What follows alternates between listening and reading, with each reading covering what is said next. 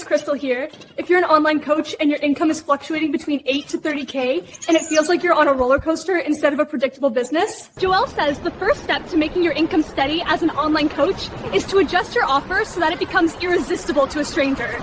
In this masterclass, he's going to show you just that. So this is basically going to boil down to this. What is the difference between a 7-figure offer and just some old bullshit? There's a lot of bullshit out there. So I want you that by the end of this class, you're going to have all the pieces, all the research, all the notes, and all the stuff you need to create and craft a 7-figure offer and understand the difference. So when you'll be able to spot it both in your own business and in other people's businesses. So that's some old bullshit. That's not a 7-figure offer. Most coaches that I know just kind of coach on their expertise. They're just like, hey, here's what I do. Here's a transformation. That's great.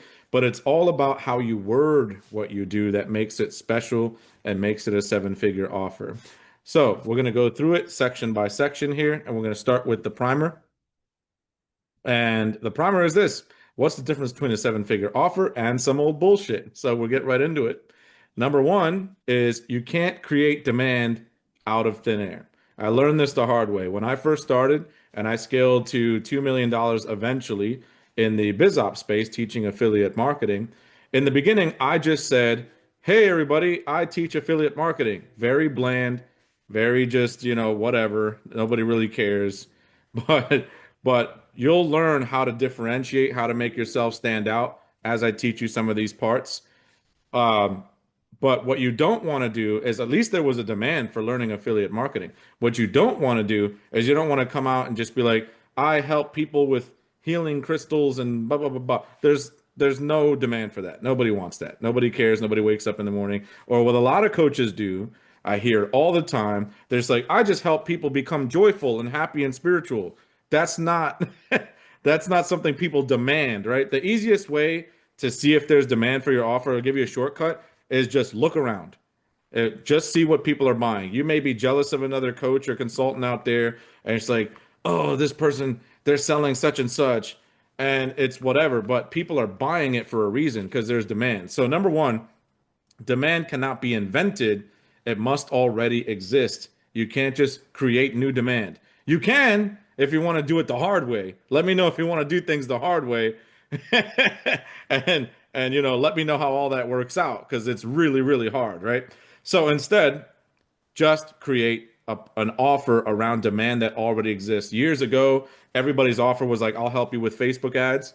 Facebook ads were jumping off. Everyone in the world wanted Facebook ad experts and Facebook ad this and Facebook ad that. So there was already demand for it. So it was super easy to create an offer around that. Next, you want to pick a niche that lives inside health, wealth, relationships. This goes back to the weird healing crystal thing. And believe me, I've met a lot of coaches that do weird healing crystal stuff. Don't do that. Okay. Number one, there's no demand. And number two, it is not in one of these niches: health, wealth, relationships. These are the big three. They're evergreen. People always want them. They always need them. And they're tied to human emotion. They're the three things that we all need every single day, all day. We can't live on an island. We can't just not have relationships. We need wealth because we need to eat, and then we need health because most of us want to live for a really long time and be prosperous and all that stuff. So those three things, super, super important. Next, you have, if your niche is outside of those three, you're choosing pain. All right, full stop. Nobody can scale an offer that nobody wakes up wanting. If nobody wakes up and goes, I want healing crystals and joy and happiness, nobody wants that. So you're not going to be able to scale that to 7 figures. You might as well just turn this off right now if you're just dead set on doing something that's like way, way out there. Okay, I can't help you with that. All right, but number two, we're gonna learn that offer creation isn't linear. This happens all the time. It even happened to me when I first started and I built my first offer. I thought that was it. I thought, oh, when I build an offer, like I write it down on paper, I take notes or whatever. Here's my offer. Amazing. That's it. And now I never have to do it again. Building a great 7-figure offer is not just that. It's not just full stop. All right, I did it and it's homework and I turned it in and I got an A+. It might look great on paper, but your offer is always being reiterated. It is always something that you don't just sit down and write on paper, right? Only Tony Robbins can do that.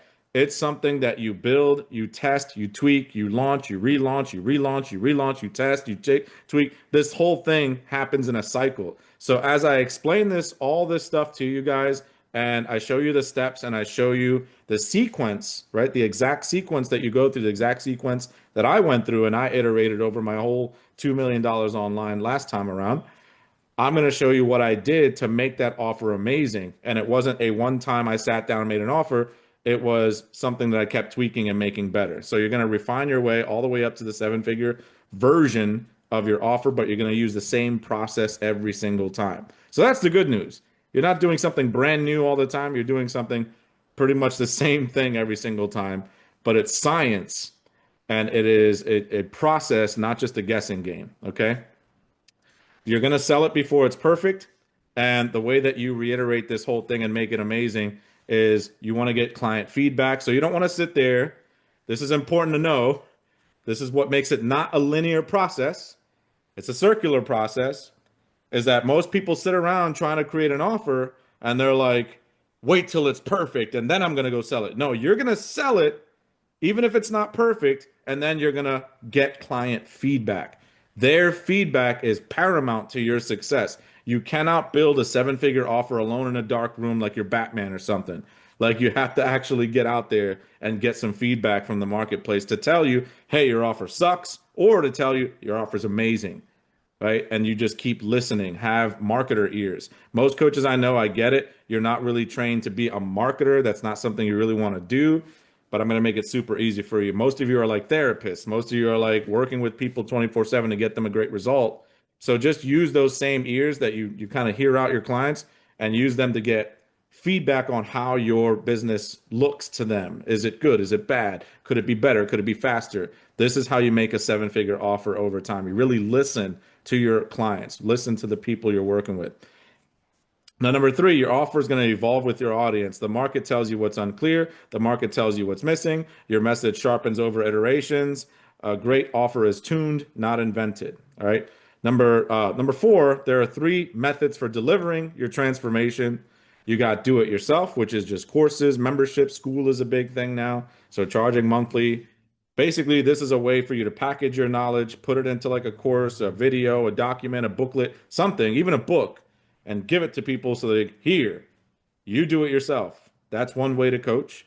The other way is done with you, which is for the majority of my coaching career. That's what I've done with you. One-on-one coaching, group coaching, however you want to do it. I lean more towards group coaching because obviously it's more leverage, but there are some reasons that you would do one-on-one coaching, especially if you charge a big premium and you can get a great, amazing result. Then do one-on-one coaching is totally fine. There's a lot of coaches out here, like big guru type coaches, that'll tell you never do one-on-one, never do it. I've done one-on-one. There's no shame in it. It's totally fine, especially if you feel like what you do can only work in a one-on-one setting. Just make sure you charge a high premium price so that it's worth your time. You don't want to charge like $5 an hour for one-on-one. You're going to be stuck, okay? And you can't scale that. All right. So last but not least, we have done for you, which is basically an agency model. That's when those Facebook guys back in the day came out and said, like, we'll build out your Facebook ads. Or you see all the time, especially you coaches, you see all the time that agencies are out here pitching you, we'll get you this many leads or you don't pay. We'll do and you don't pay. We'll close this many deals or you don't pay. First of all, if you don't pay is the most overused marketing lingo in the world right now. You'll never hear me say if you don't pay because it's garbage, it's fake, it's trash, and to me it's a clear sign your offer sucks.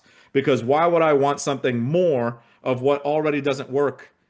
It's like all they're really gonna do at the end of your deal with them is they're gonna keep working with you until you get said result that you're never gonna get because it's trash. So just don't do that. But an agency is a done for you offer. You can kind of position yourself as a coach that does it for you, but at that point, you're kind of an agency, really. All right, so section 2 is going to be building your avatar. This is extremely important. This is how it all starts. We're now moving into the actual sequence of building your offer. And you're going to start with your avatar. Who is your avatar? It's the who of your business. Okay? Understand this. Specialists scale, generalists starve. Okay? So the number one thing you have to learn here is that vague avatar equals dead offer. I hear all the time the coaches that can't get past 10K, 20K. I'm like, who do you help? They're like, I help people. That's garbage. What do you mean you help people? Who exactly do you help? Or, good Lord, I help anyone that has problem. That's horrible. Okay? That is a hobby, not a business. You cannot just be helping anyone under the sun here. That's a bad idea. Okay? So specialists get paid, generalists get ghosted. That's just how it works. If you're gonna like try to serve everyone under the sun, you're gonna make yourself look like a generalist, and nobody wants to work with a generalist. Think about it like this. If I was to want to have heart surgery, my goodness, I don't want a general practitioner to do my heart surgery. I want a heart surgeon, right? They went to school for that very specific thing, and I trust them because they've actually practiced the thing that I need them to do. If I have a problem with my toilet, I'm not going to call a handyman Jim down the street because he might mess it up even more. So I'm going to call a plumber. So that's how you want to think of how you position yourself in your offer in your coaching business. What is the specific thing that I do for the specific people that I help solve this problem? So here's some examples, and this one is extremely weak. I help people lose weight fast. To you, that might sound amazing. To the marketplace, that sounds like noise. Nobody hears that. No matter how much content you put out there, no matter how loud you scream, I help people lose weight. I help people lose weight. Nobody's going to hear it because it sounds very generalist. It sounds like anyone on earth could have said that. So you just get blended in and molded into the rest of the world. You don't want to do that. What would be a lot better, a lot more potent, is something like this. I help women over 30 who recently gave birth to lose 10 pounds of baby weight in 60 days or less. Listen to how potent and how exact, how laser sharp, how laser focused that is. This is the only person that I serve. This is the exact outcome I help them do. And I even have a timeline, which makes it even more powerful, 60 days or less. This creates curiosity. This is like, hey, that's me. I'm a woman who's 30 and just, gave birth. That's me. So they're actually listening now. Specific people, specialists, narrowed down, and you give them that, here's the result you're going to get, and it's going to take this many days. That's very potent. That's a potent offer. That's how you want to think about your offer. Next, you're going to use this formula. So I want you guys to write this down and use this in your notes. This can take a lot of different iterations. You can take a different spin at it every time you do it, and it's going to change over time, as all of this does. But start off with I help exact person. Who is that? Achieve specific result. What is that result? If there's no result, it's just like vague, like I want them to be happy. That's not a result. Okay. It needs to be a result, an actual result in time frame, in 10 days, in 2 hours, in 6 months. How long is it going to take? Without the thing that they hate. The thing that they hate. Give you a great example that works really well in weight loss all the time. I will help men over 40 who don't have time to go to the gym get 6-pack abs. That's a specific result. My God, that's hard to get. In 6 months or less without changing their diet. The power behind what I just said is like, what is that? Let me sign up. That's incredible. Most people won't even be able to believe it. That's really hard to believe. But at the same time, that's a powerful offer. If you were to say that to a marketplace, if you were to say that in your content and you go on Instagram or TikTok or wherever you do your content and you say that, you're going to instantly get attention. If you go out and you have a Ferrari to sell, it's a lot easier to sell the Ferrari than to sell a beat up Pinto from 1965. Nothing against beat up Pintos, but it's cheap. It's garbage. It's like, no, I don't want that. That's how your offer sounds when you say it out loud to other people. So it just needs to sound that good, right? Next, you have premium pricing requires specificity. As we talked about, if it's not specific enough, if it doesn't sound like the heart surgeon, the brain surgeon, the master plumber, like you need to be a specialist at the thing that you do. And you do that by making your offer speak to one person. You get them a great result in some kind of time frame, or maybe without something special about it. That's how you can usually charge 2,000 or more. A lot of coaches I meet, they're scared to charge more. They're like, oh my God, if I charge 3,000, 4,000. Nobody will pay for that. Are you out of your mind? People pay lots of money for ridiculous things all the time. The problem is you're trying to aim at everyone. That's the problem, is that you're thinking of the market as like everyone. So it's like, oh, there's a recession. There's all these things going on. I had a BizOp offer for the last few years, and I sold it during COVID, during a massive recession with inflation. I did better in those times than my competitors. How did I do that? Because I specifically aimed at specific people with my language, with my marketing, with my offer. This is only for these people, not all these other people. When you do that, everything gets so much easier. All right. So in the beginning, if you want to charge less than 2,000, I advise that's totally okay. But launch it as like a beta group, like a founder's price, like something like that. Even if you want to do 1,000, just as a small group, but probably not less than 1,000. Right? That's a little too low. It's going to be killing your time. All right. You never want to charge hourly. That's big time no. Never charge like 20 bucks. I've seen people do that unless it's like a do it yourself. You're just like launching courses and stuff, I guess. But if you just do courses anyway, you might as well have like a flagship course that maybe you charge 2,000 for, and this same process works for that, right? The whole process is exactly the same. So please, for the love of all things holy, value your time. That's going to be the main thing. If you don't value your time, you will not attract clients that value time. You will attract clients that bleed your time, kill your time, make you depressed, all that bad stuff. Nobody likes that. All right. Nobody. I've had lots of clients like that, and I learned the hard way. You don't want to just attract everyone. You want to get specific people. Now we're going to move on to section 3. Hopefully you got some good notes there. And section 3 is what I call the bleeding neck theory, but I did steal it from Dan Henry. Dan Henry's amazing, and he came up with this whole theory here, and it stuck with me for years because it's so good. It's so powerful. So offer potency equals how urgently someone needs the solution. Okay, so Dan Henry said that all offers have 4 levels of urgency. 4 levels of urgency. At level 1, you have a nice to have offer. It's nice to have. A good analogy that he mentioned, I think it was him, I can't remember who said it, but a good analogy that I heard is like if you're walking through the woods with somebody and they get like a cut on their arm or leg or something from like a branch, and they're just cut, there's a little bit of blood. They might look at you and say, hey, you got a Band-Aid? You don't have a Band-Aid. Oh, I'm sorry, I don't have one. Well, it'd be nice to have one, but I guess I can get home and it's fine. Nice to have. If your offer sounds just nice to have, it's going to be a hard-ass time trying to sell it. Hard. So hard.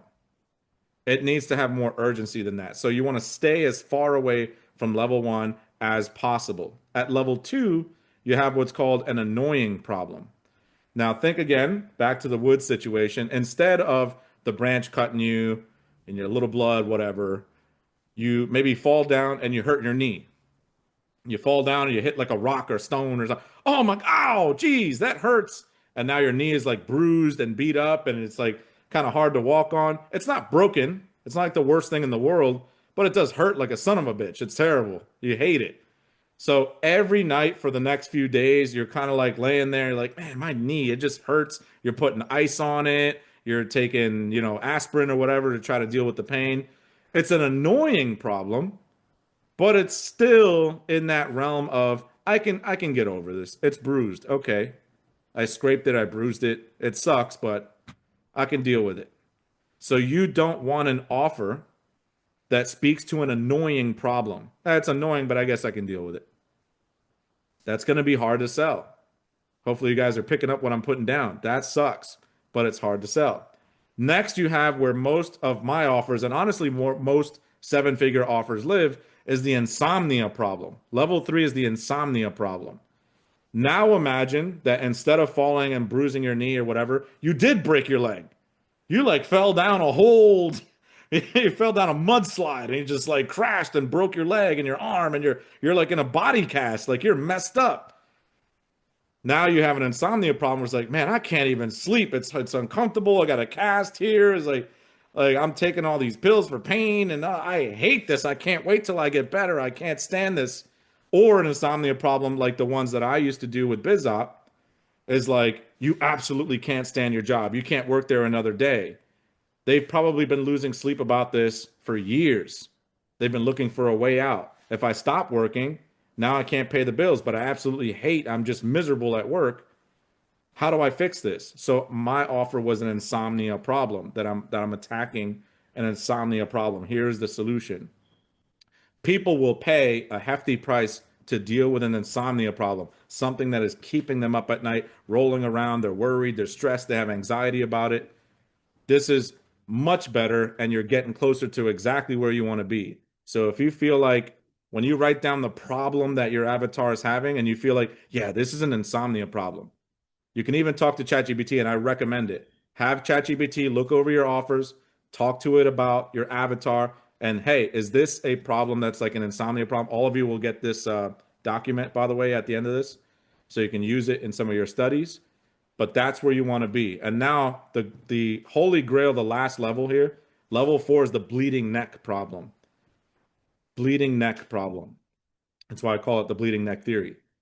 If by some chance, these are very rare offers, but if by some chance you're able to hit it out of the park and you can figure out how you can solve a bleeding neck offer, we're walking through the woods and that same branch from before, maybe it's extra sharp and it slices me in the neck. And I look at you and say, oh my God, please call the ambulance, call 911. Oh my God, da, da, da. Oh, my neck is bleeding. That's a bleeding neck. A dentist's office is shutting down in the next 3 months unless he can figure out how to who knows, he can figure out how to hire 2 more assistants for a low cost. You have some system to do that. That's a bleeding neck problem because that dentist is about to lose their practice unless they find you and you can do this for them. Just throwing an example out there. Obviously, you have to be more creative than figure out your stuff creative than that, but you have to think of it like that. It's a life or death urgency situation. It's like, I need this right now. Take me to the hospital. I need help. This is bad. I will pay you any amount of money. They don't need to think about it. They're going to pay you any amount of money that you say. If you say it's 25,000 billion cajillion dollars, they're going to be like, I have to figure out how to get it. They're not concerned about the investment. It's a bleeding neck problem. They have to have it. Right? Very rare to do it. If you can't quite get it, 9 times out of 10, your offer will land in the insomnia problem, and that's okay. That's okay. That's still a good premium offer. What you don't want is to fall down on that scale to level 2, level 1. So you just want to make sure it's up there. As close to bleeding neck as humanly possible, that's a great offer. Okay? And last but not least, like I said, use AI to test the offer. Once you have some notes down, once you have some ideas, I use ChatGPT all the time to tweak my offers to make sure that it sounds very bleeding neck or at least like insomnia. Like how urgent is this problem that I'm solving? Am I really helping them do something that's urgent? They need to do it right now. Okay, so the better you can get with that, the better. It's going to be so much easier for you in the long run. Now we get to section 4. I'll stop for a second here so I don't I saw some of you guys writing notes, which is good. All right. So section 4 is going to be the purple ocean strategy. Purple ocean strategy. There are blue oceans. In marketing, we call it blue ocean, red ocean. A blue ocean is an ocean where it's blue. There is no sharks in there. There is no blood. There's nothing going on in the water. Very calm and cool and blue. And what that means is the marketplace is empty. There's no other competitors. This is everyone's big dream when they're first starting off. They're like, I'm going to have an offer that's blue. No one in the world is doing what I'm doing. First of all, that's probably because there's no demand. So check yourself at the door with that. Hold on a second. If no one else is selling anything in that ocean, that's bad. Okay. Stop right there. That's not good. The second is the red ocean. Red, blood everywhere, sharks all over the place, minnows. There's just this like crazy feeding festival there. The jewelry industry, like cars, like you can name so many industries where is a red ocean. There are so many competitors. There is so much stuff going on. And it's like if you were to open a jewelry store in the mall, there's probably 20 other jewelry stores, right? So pizza shops, my God, don't even get me started. right? Every town on earth has 50,000 pizza shops in it. Very red ocean. Very, very red ocean. So if you were to do that, know that you're going to face a lot of competition. So you're kind of stuck between a rock and a hard place because you're probably thinking, well, which one do I do? You need to be familiar enough to trust and unique enough to stand alone. That's the purple ocean strategy. That's the purple ocean strategy. So somewhere in the middle is your perfect purple ocean, your perfect offer where it's somewhere in the middle. Okay. So number one, don't be boring. Example, I help busy dads lose 20 pounds by eating right and exercising. That is a red ocean offer. It's red ocean, right? If you go and say that, hey, I help busy dads by lose weight by eating right and exercising. Everyone says that. Welcome to the red ocean. You have 1,000 other competitors now. That's a bad idea. It's a little better than just saying everyone, like we talked about before, because at least it's busy dads now, but it's still red ocean. There's going to be so many people doing that. Sounds like every YouTube video in history. Now, if you're trying to go to blue ocean, you're going to know because it sounds insane. Okay.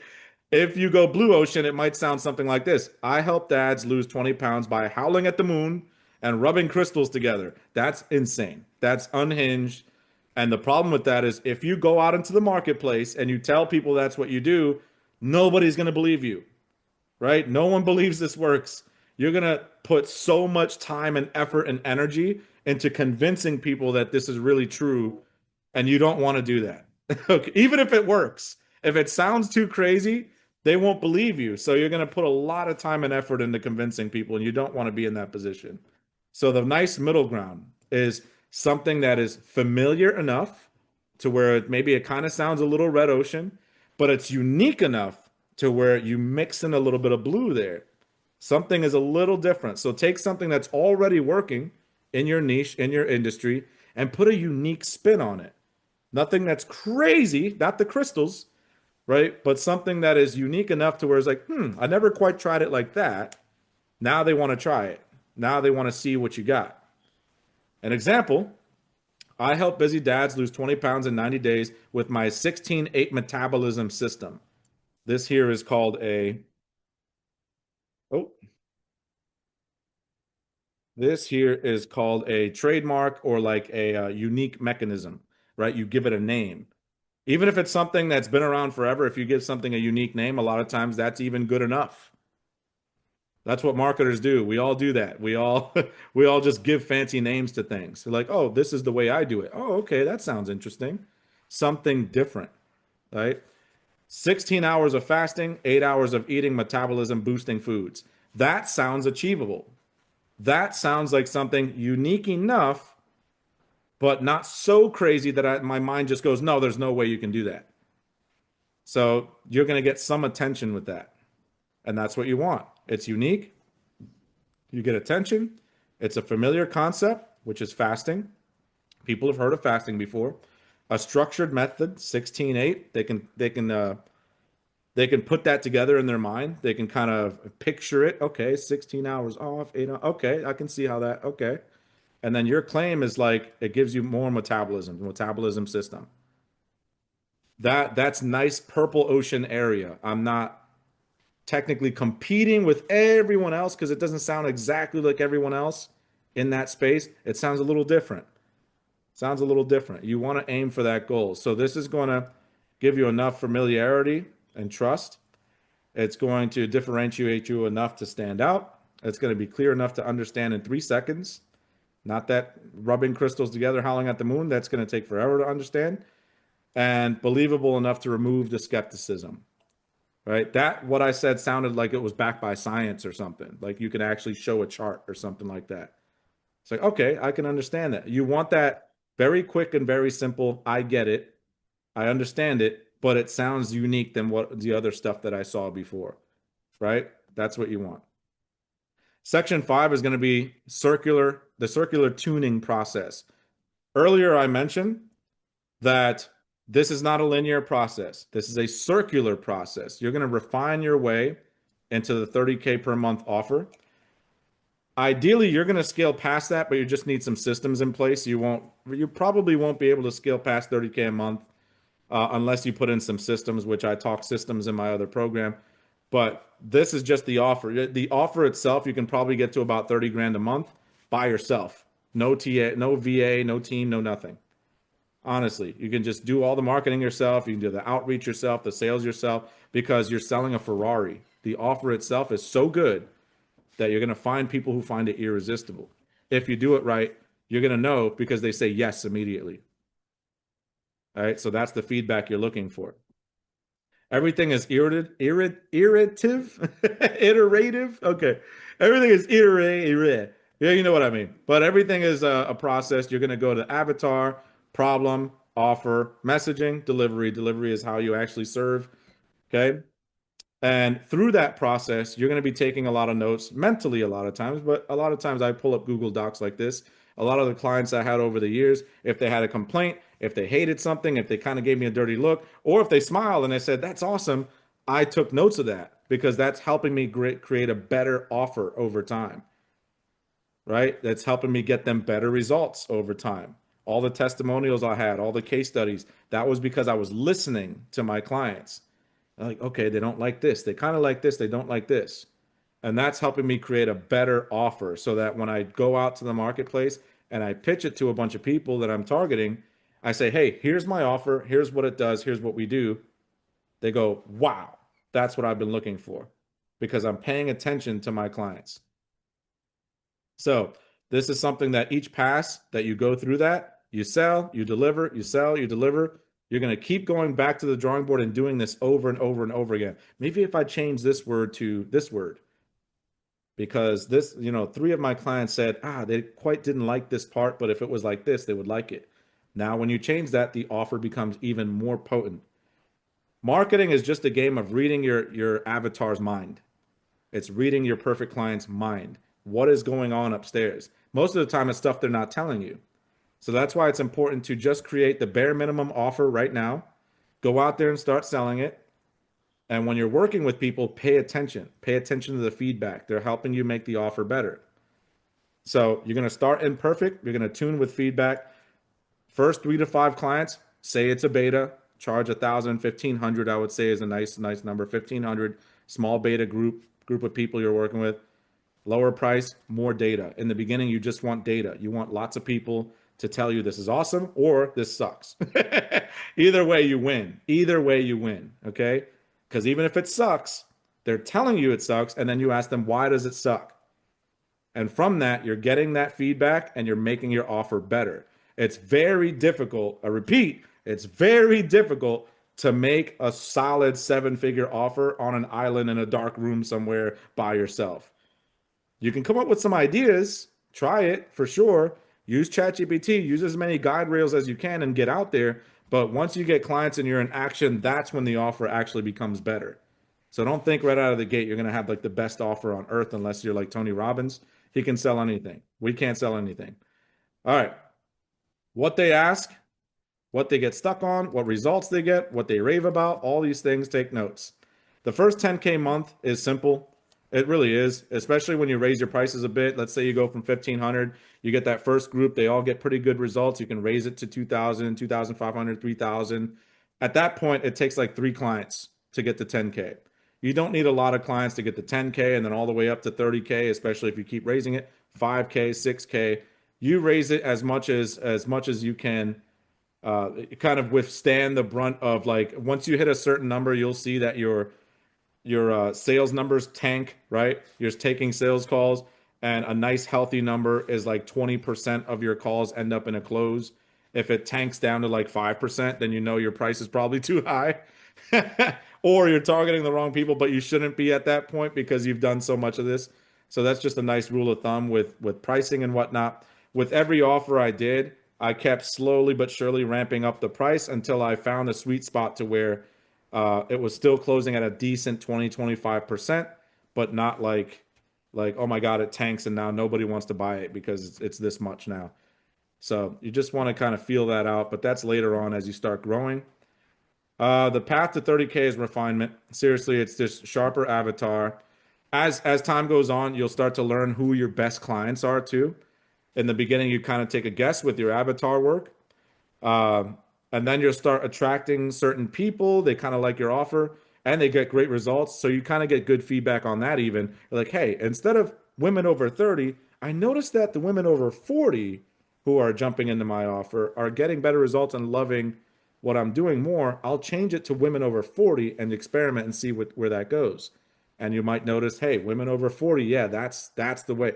Now your offer gets refined and gets deeper and gets more attuned with that avatar. You see how that works? It's like every time you make it better and better and better. Same thing with sharper message, sharper delivery, sharper positioning, sharper result. The message and avatar and delivery positioning, all these things, I attuned to this analogy. A friend of mine told me this analogy. It was so great. When he talked about creating offers, he said, imagine you're in Times Square. And anyone that's been to Times Square knows how freaking busy that street is. It's insane. So imagine there's some crazy person that climbs to like a light post in Times Square and says like, "Hey, everybody, look at me," and nobody's gonna look at him, right? Because it's New York, it's Times Square. Nobody gives a shit. They just have their heads down in their phone. Like people get lit on fire on the subway there. Nobody even blinks an eye. Like it's insane. New York is crazy, right? That's what social media is like. Social media is a crazy, crazy hustle and bustle world, especially you're going to do your marketing there. Doesn't matter if it's LinkedIn, Instagram. It's crazy. Nobody wants to hear anything. They just have their head down. La, la, la, la. I have my own stuff going on. Go over there. I don't care. So don't be the one saying, hey, everybody, because nobody's going to listen. But if you say, hey, Cassandra Smith is going to look at you. She's going to say, who's calling me? Who is that? That's how exact your avatar needs to be. And over time, it does get that exact. I'm not saying like their actual name, but but it gets so exact where who you're calling out, hey, this person that's going through this and you're feeling this and you're getting this result right now, listen up. They're going to say, that's me. How did you know? Oh my God. That's how refined your message is. And it captures them right away. And it only happens through multiple iterations, circle over every time. So past 3K at that point, or sorry, 30K, at that point, you're going to start adding fuel. You're going to add infrastructure, systems, predictable ads like my trust funnel and scaling architecture, real cost per customer acquisition strategies. This is where a lot of coaches get stuck. And this is who I serve now in my offer. Coaches that are stuck between that 10 to 30K. They are mostly just doing organic. They're doing Instagram. They're posting all day, but that's not a system. To get past that 30K is to actually build a system. And most of the guru coaches out there, they're just teaching like run Facebook ads or hire, God forbid, hire an agency to get you leads. Jesus, don't do that. Or like hire a bunch of closers and appointment setters and all this. It's just a big mess. You actually end up taking like no profit home. Everything's all revenue numbers and it's a living hell. I never want to go through it again. So instead, when I built the trust funnel, it is literally a funnel built on trust. Your content goes out there and it's strategic content, not just content for the sake of content. That's the big problem in the organic world, in the 10 to 30K world. All content is just content. It's just, I just push stuff out there. Don't do that. It needs to be strategic. All of your content needs to say something, right? The job of all marketing and all content is to change the belief of your lead to become your client. They have certain beliefs right now that are stopping them from becoming your client. So your content goes out there, convinces them to have a new belief, breaks the old one, builds a new one, and now they come to you ready to buy. That makes your business 10 times easier, and then you can scale past the 30K, 50K, 60K, 70K, and keep most of the profit because you have a small team, if any. I just have a VA and that's it. I take all the calls still. I'm good because most people come in and they're already sold. Half the time I don't even have to get on a call. That's how you want to do it. Okay. So that's basically it. Congratulations. Go through this multiple times. You're going to get this doc at the end.